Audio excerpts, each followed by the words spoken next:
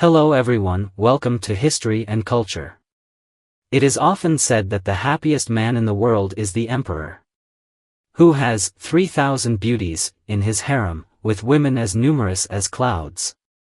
And every night he can choose one to spend the night with, never repeating the same one for months. On the surface, it seems that the emperor enjoys wealth and power. But who has considered the feelings of the women in the harem? Although some women in Chinese historical dramas are depicted as scheming and calculating, their inner struggles are difficult for outsiders to understand. Even after the emperor visits them, they might still face the touching of the eunuchs. Do you know why this happens? The Qing dynasty was the last feudal dynasty in Chinese history, lasting for 296 years from the founding of the later Jin by Nurhaci to the change of the state name to Qing by Emperor Xuanzhi. From the Qing army entering the past to the fall of the Qing, it lasted 276 years. The Qing unified Mongolia, Xinjiang, and Tibet, becoming a multi-ethnic, unified empire. Particularly during the reign of Emperor Qianlong, the Qing reached the peak of its power. By this time, China's population had surpassed 400 million, making up half of the world's population. However, at the same time, the status of women was extremely low, especially in the imperial harem. Many Chinese historical dramas portray the flipping of pizi system. According to historians, the flipping pizi system was a unique management mechanism in ancient courts. The core purpose of this system was to manage the relationship between the emperor and his concubines, ensuring the emperor's bloodline remained pure, and closely monitoring the concubines' pregnancies. Next, we will explain the operational process of this system and the details involved. The basic process of the flipping pizi system begins with the emperor receiving a plate of pizi, delivered by eunuchs each night. The pizi bore the names of the concubines. These pizi represented whether the concubines had the chance to be summoned for the emperor's favor. If the emperor did not desire a concubine that night, he simply had to say, "Retreat." And the eunuchs would immediately take back the pizi. If the emperor desired a concubine, he would flip open a pizi and select a name. When a concubine was chosen, the eunuch in charge of her reception would immediately arrange for her to bathe, change clothes, and prepare. Afterward, the concubine would be carefully attended to. The eunuchs would first lead her out of the room, remove all her clothes, wrap her in a large cloak, and then carefully carry her to the emperor's chamber. Once inside the emperor's chamber, the eunuchs would quickly remove the cloak and place the concubine on the bed. At this point, the concubine would usually need to crawl from the dragon feet side of the bed, entering the covers to ensure no weapons were brought into the chamber. This attention to detail reflected the strict security measures for the emperor's safety. The concubine was in a completely passive state, with little autonomy aside from being cared for and transported. Next are the details of the sleeping arrangements. After the concubine enters the emperor's chamber, the emperor would have relations with her, but she would typically not stay overnight. After the night's affair, the eunuchs would ask the emperor if he wished to keep her. This question has two meanings. First, whether the emperor wishes for the concubine to stay overnight. Second, whether he wishes to leave semen to give the concubine a chance to conceive.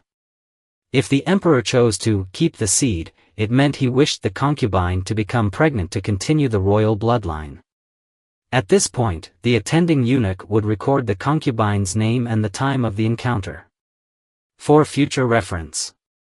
If the emperor chose not to keep, the eunuch would press certain acupuncture points on the concubine to prevent conception. This method of contraception is said to come from the Chinese traditional medical theory of qi meridians, where eunuchs would precisely press certain acupuncture points to prevent pregnancy, particularly for the eunuchs trusted by the emperor. They usually underwent special training. learning how to massage acupuncture points to stop the concubines from becoming pregnant. This technique caused concubines to feel both embarrassed and helpless as they had to accept it before their night with the emperor. In addition, to ensure the emperor's bloodline was not threatened, the imperial harem implemented strict pregnancy management. After a concubine spent the night with the emperor, she had to return to her palace and wait for regular checks.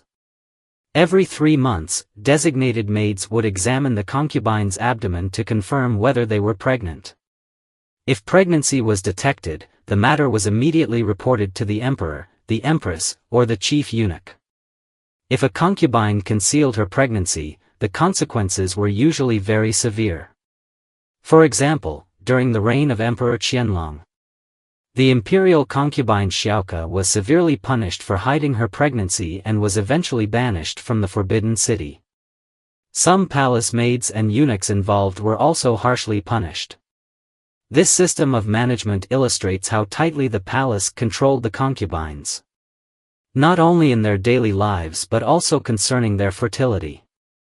Under this strict system, concubines, in their pursuit of favor, often resorted to various means, especially bribing eunuchs in the palace, particularly those responsible for selecting the emperor's bedmates. Concubines would secretly give eunuchs silver, hoping they could adjust the selection order during the lottery, thus increasing their chances of being chosen. Moreover, some concubines adopted more ingenious strategies to attract eunuchs' attention. For instance, one concubine planted salt-pickled mulberry branches in front of her palace gates. Every time a eunuch passed by, the pungent smell would leave a deep impression on them. Some concubines chose to plant fragrant flowers, hoping to attract flying insects and increase their visibility, thereby enhancing their chances of being selected for the emperor's bed. It is worth mentioning that even if a concubine became the emperor's favorite, her daily life remained monotonous. Living in the depths of the palace, surrounded by high walls, they were isolated from the outside world, and little news or information could reach them.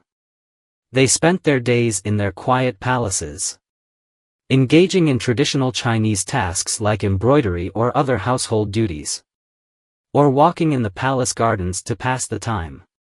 At dawn, the palace maids would wake the concubines from their slumber to begin their grooming rituals. The first step was for the maids to bring hot and cold water to the concubines to wash their faces and rinse their mouths. Afterward, the maids would carefully comb their long hair, starting from the forehead to the back of the head and from the ears to the crown, meticulously tidying it until the concubine's hair was perfectly arranged. Next, the maids would dress the concubines in splendid attire, adorning them with gold and jade accessories to highlight their noble status. In the morning, the concubines' time was usually spent eating or entertaining themselves.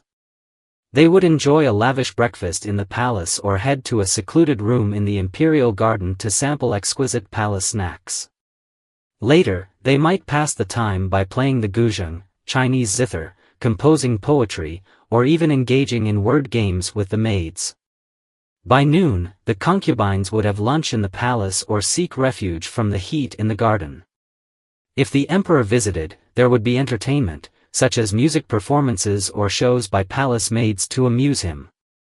As night fell, the favored concubines would begin their daily duties of serving the emperor in his bedchamber. This was the routine of their ordinary day, dull and monotonous. Life in the palace seldom had special holidays to break the monotony.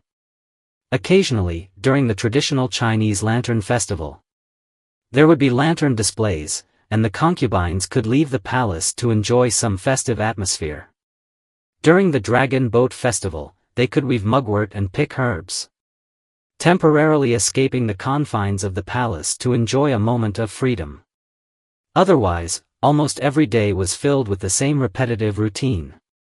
Thus, while the concubines might experience temporary glory in the splendid palace, the emptiness of their hearts and the loneliness of daily life were constant companions.